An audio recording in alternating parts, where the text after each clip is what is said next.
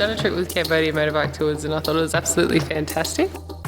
The places that you get to go on the bike that you wouldn't be able to go in a car or on a bus in that kind of tour are fantastic, and I think it's once in a lifetime sort of trip. They're very, very good and they're set up wonderfully. Cambodia Motorbike Tours really look after you. They've got good accommodation, the bikes are all well taken care of, and it's a really enjoyable day every day.